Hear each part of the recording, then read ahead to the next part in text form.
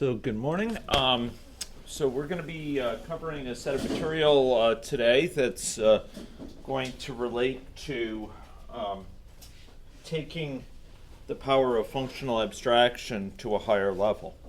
And because we're going to be depending so much on the screen today, I'd like to ask someone at the back there to see if they can douse the lights in the very front. Yeah, that's great. We'll be also wanting to enlarge some of the size of this text too.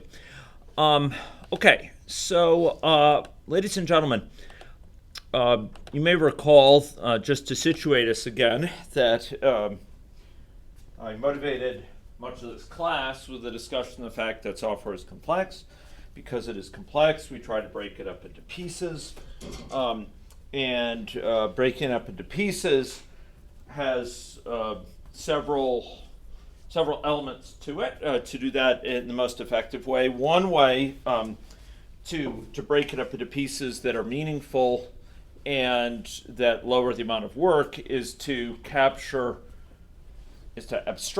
to capture a set of general cases by parameterization. So we create parameters for an abstraction, in this case a function, and by passing different values of those parameters, that function can do somewhat different things, and that one function captures a whole bunch of different possibilities.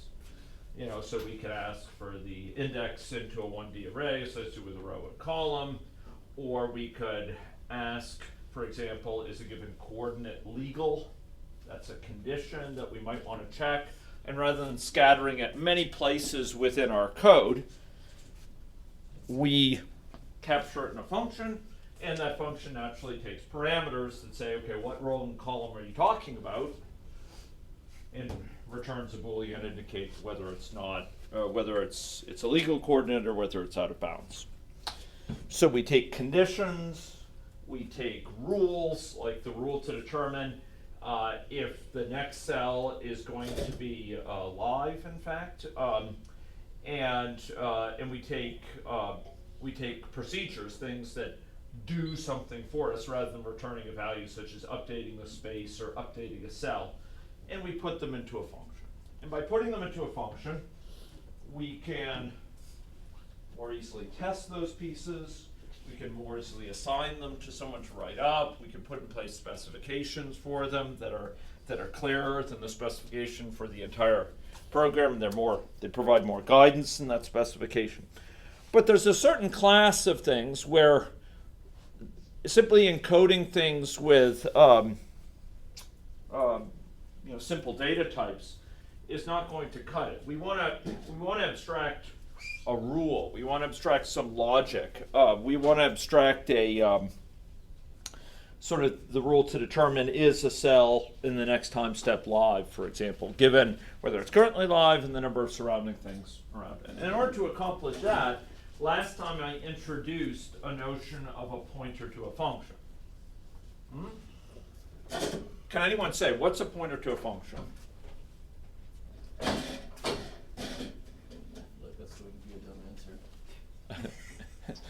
Speak on.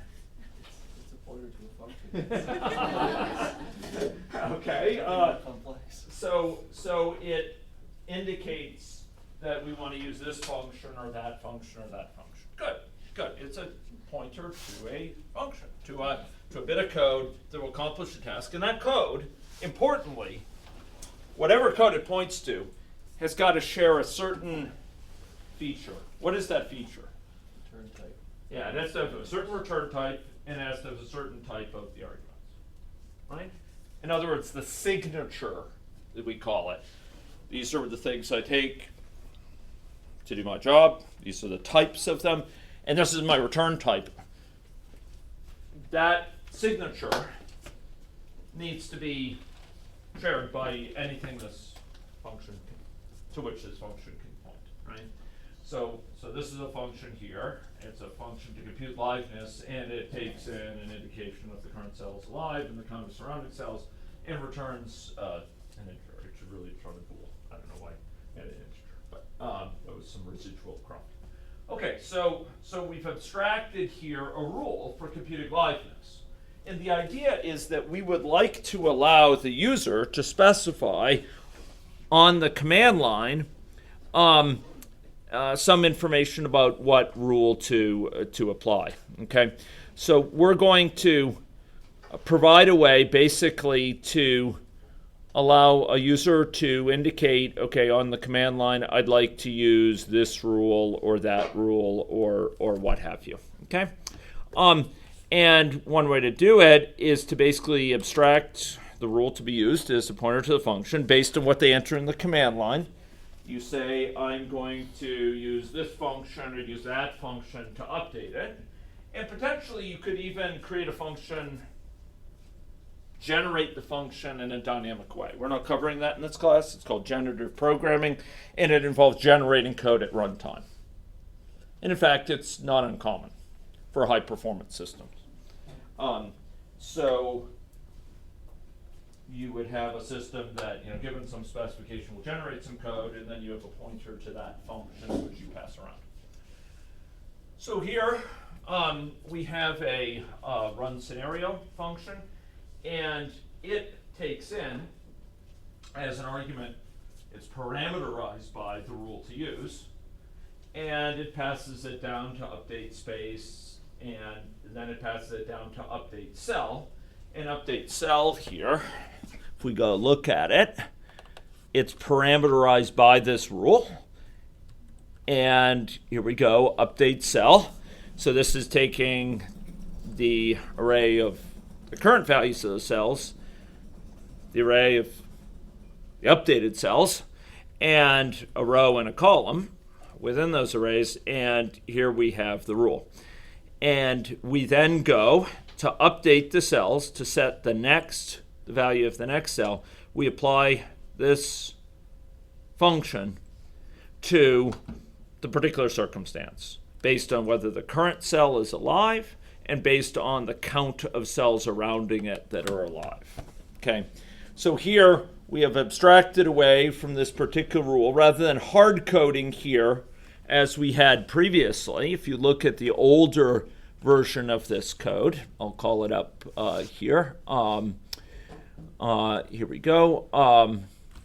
This one here, if we looked at update cell here, we had a hard coding of a thing that called compute liveness, but that compute liveness was for a very particular function, a very specific one, mapping these two things to whether or not it was true. Now we have something which abstracts that process. So we can take this whole code and we can say, okay, apply this code with a classic rule or apply it with a rule which has an alternative rule there. And we're appropriately calling this. Does that make sense? So we abstract a rule with a pointer to a function. Now, some of the students in this class, as I welcome, asked me after class last time, why am I introducing pointers to functions? There's actually three major motivations for me introducing pointers to functions. Motivation one, they are what I view, if you know C and you don't know pointers to functions, you're missing something big, okay? Just in terms of how you can use it. You're missing a big element of one of the things that makes C so handy a tool, so neat a beater truck. You can use pointers to functions, and you can use them in elegant ways, in ways that reduce the amount of code because you avoid the need to hard code throughout your code, a choice between this function, this one, explicitly based on some number. Say, oh, if it's 2, then I'll call that function. If it's 3, I'll call that function. You just pass around a pointer to a function. You don't have to deal with this trying to figure out at runtime which to call based on some piece of data. The function, the pointer to the function is the data you pass around. And that's an important part of C programming. Some C programs take this to the next level, and indeed they pass around code that's loaded at runtime. And if you want to understand how DLLs work, dynamic link libraries, it's a very similar principle. You load code in at runtime and you take pointers to the functions, you fix them up. If you understand how certain aspects of operating systems work, pointers to functions are very common. You want to load a driver at runtime in Linux and call off to things. Pointers to functions are quite central and really serious use of C programming. So I figure it's important for general knowledge of C programming. Some of you, probably a small subset of people here, may go on in your professional careers and use pointers to functions in C. And if I would be delinquent in having you graduate from here and not have encountered them. If I were an employer and I were interviewing someone at Vexima or at International Road Dynamics, where they do some embedded programming, some C-level programming, and I had a student who didn't know pointers to functions, I'd say, wow, that's a deficit. We really need to make up for that. So I wanted to give you some experience with that in case you're going into industry. That's the second major reason. The third major reason is that pointers to functions are the harbinger of something more important to come. They're kind of the poor person's approximation to something that's more profound and more beautiful and more useful yet. They're kind of a crude anticipation of something that we know as closures. And closure is going to occupy us starting today. Okay? With closures, we're going to be passing around something that's kind of like a pointer to a function, but it's going to be more than that. Because it's going to be passed around with it's going to be packaged with some data it needs to do its job.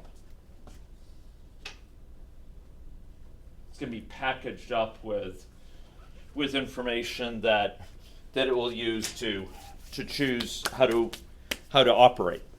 And at that combination, use of closures, combining pointers to functions essentially with some data that they need, is going to open up a much wider set of possibilities. And I want you to see pointers to functions as the kind of impoverished version of that. And it's one of the reasons when people want to write high-level code that's flexible and rich, often we'll use languages which support closures, whether it's Scala or Python or Racket or Common Lisp or what have you, Haskell. They'll use that instead of C. Just one of many reasons. But pointers to functions have a place, and they're kind of a simple version of it that you have to use with some provisos we'll be talking about. Okay? So pointers to functions, they're useful. I also wanted to make sure that anyone graduating from our program is very familiar how to read C type syntax, because it's a really important thing to be able to look at an expression like this and know what this is. And again, the pointer that I gave here, no pun intended, was that if you want to understand what this means, basically you ask, okay, you have to kind of simulate in mind how is it used. Well, this is a variable such that when I put a star in front of it, like I do here, and I call it with some parameters, these parameters here, I get back a bool here.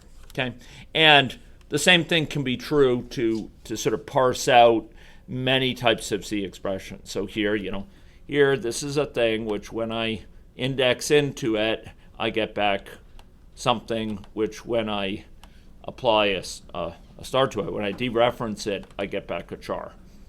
Here is something which when I index into it, I get back an int. And that's how you read C-type expressions. Okay. We're going to see typing again today in a richer context, and that's going to take us forward in functional programming in Scala. Okay, pointers to functions. I don't expect you to love them, but I want you to respect them. Okay. Any questions about pointers to functions? What would be an alternative to using pointers to functions? Suppose C had no pointers to functions. How would that mean? You know, I once, when I was your age, someone sent me a joke, an email. It said the Roman Empire crashed because they had no way to check for null pointers. Sorry, it was a geek email. Okay, I was a C programmer at the time, and it seemed pretty funny to me. C was like well, no, that's not true. In any case, so if C didn't have pointers to functions, what would happen? How would we get around it? A lot of switch cases. We'd have a lot of switch cases. Basically, we pass around a piece of data, a number, say, 1, 2, 3. After all, they're discrete. Pointers, functions are discrete things, so we can count them. So we pass around an integer that says which function to use in some table, right? The first one, 0. Second one, 1. And we just look up into that. Excuse me, we got to be careful. We can't look it up in a table because we can't have a pointer to a function in that table. That's a pain. But we'd hard code, okay, 0 means this function, 1 means that function, and we call it. That would be brutal because we need a different switch statement whenever we need to use that, and we could package it in a function itself, that switch, but then we'd have a separate version of that function for each type of argument, each signature that has to be handled. It'll be gross. It'll be maybe not quite heinous, but it'll be pretty bad. We'll be littering our code with something that conceptually we just want to pass around an indication of it's this function I want to call, and we can't do that. And after all, C is a language which takes us quite close to the metal, as they say, quite close to the low-level operations of what's going on in the computer. And at a low level, references to functions are just another type of data, right? That's what they are. And if you're creating, if you're thinking about creating a compiler and you're making a call to a function, you've got to have a pointer to it to call.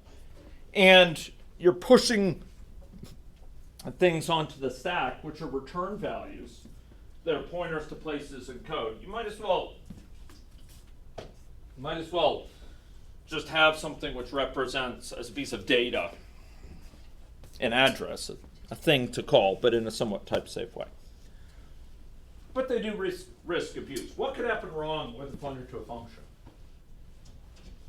Point to something else that's not the same. It could point to something that's not in fact a function, right? It could jump into some code, or it could jump into some data. Think about that. Oh, no, that's pretty interesting, right? You could load it in at runtime and say, go there. What would happen if this is null? Well, the Roman Empire wouldn't quite crash, but bad things would happen, wouldn't it? Suddenly you're trying to jump to Never Never Land, like the null. Ladies and gentlemen, we entered the land of null. And it's not going to be happy. You'll probably get a bus error, worse than those that occurred during the last snowfall. And this is a risk with pointers to functions. You can manipulate them. You can misuse them. And in the history of programming, that sort of thing gets done, sometimes for good reasons. Creating code that's flexible, code that's self-loading, etc. Code is really, back in the day, and you'll see it some these days too, when you're dealing with memory-constrained environments. Back then it was PCs limited to 640K RAM or what have you. These days it might be mobile devices or embedded devices. You have really limited memory. And so there's a lot to be gained by taking code, and swapping it out when you don't need it, putting it on disk, saving it to something, and loading it in dynamically. In other words, at runtime. And then calling off to it appropriately. And that flexibility is something that C readily supports. But it's accompanied by the need to be responsible with that power. As I've argued before, it's a bit like a power saw, a bit like a power tool. You got to use it with care, or you could cut off your arm. And C has lots of features like that. And you know, if I lost my arm for every time that I was not careful enough, I would have a hard time teaching this course. I would have, I don't know, negative 100 arms or something. Sorry? Well, eventually it would probably get to the leg, but it's hard to use a chainsaw with a leg. Okay, so ladies and gentlemen, pointers to functions are part of C's power. They're part of its risks, but they really simplify a lot of code when used well. And I want to, again, bring back one point here when we're considering this code. This code was code that we abstracted. Although we have global data structures around, things like buffer even and buffer odd, I used them in this code very sparingly. You'll notice, for example, even run scenario here.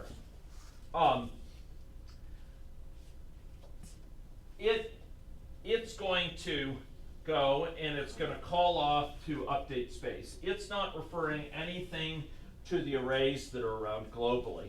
And what that means is it's not passing that information down. So this is something whose behavior could be different if we frob those arrays. If we want to change which array we want to start with, it's going to implicitly affect the behavior of this code, even though it's not an explicit parameter. The behavior of this code, how it operates, is going to be affected. So it's depending in some shadowy way ultimately on these buffers, okay? If we go down to, so there is a dependence there on the global variables. If we go down to update state, here, ladies and gentlemen, we are also not taking in an indication of what's the current, board update space. But this is where it's being determined right here. We are actually figuring out which of these global arrays, which of the two global arrays become the next cells and the current cells right here. That's all encapsulated in this, okay? The dependence, the explicit dependence on those buffers here is all captured up in this code. And basically it's figuring out, okay, which of those global arrays I'm going to use. And from then on down, you're passing in information, passing down information that is needed. Like update cell, it doesn't depend on some global state directly in some implicit way. It's part of its parameters. I'm telling it, these are the current cells. And so update cell here, I'm telling it, these are the current cells, for example. And count surrounding live cells, I tell it, these are the current cells. Here I'm using the current cells, etc. So the point here is that this code does use global state, but it does so in a way that's a bit safer, because at a certain point on downwards, it's actually not implicitly depending on that state. It's not just referring to it inside of itself. It's actually taking it as a parameter. Do you see that? So it's taking that as a parameter and saying, use these as your current cells. This could be global state, current cells point to, or it could be some array allocated in main and just, pass down to me. This thing doesn't care. So it's less vulnerable to this issue that it's depending in some ghostly way on some global state that's undocumented. In fact, this can be tested very modularly by passing it in different arrays here. By contrast, testing something like run scenario is more complicated because you have to set up the global state the things that it calls depends on. Gosh, that was poor English. But the point is that one of the big reasons we like code to not depend on global state is to test it more easily. Why is that? Why does having that function take everything it needs as an argument, make it easier to test? You can mock them all. Yeah, we can mock it out really easily. There's not a lot of, as we say, setup and tear down associated with it. We don't have to set up some global data structures before in some fancy way and tear them down at the end and know that secretly it's depending on them. What it needs is specified as arguments, and we just pass those arguments and see if its return value is correct. It's clear to test. If it depends on global state in some way, it's often much more complicated to test because we've got to figure out not only what does it take as arguments, but what does anything that it calls use as global state. And mark my words, why is that troubling?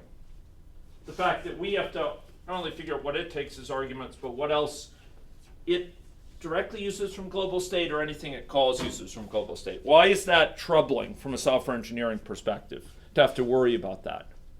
Kind of defeats the purpose Of abstraction. abstraction by specification. Yeah, it basically forces you to know how the other functions are working. Yeah, you need to know how it works now. You need to know, oh, it's calling off to this other thing, and that thing depends on this global state, so we have got to get that prepared.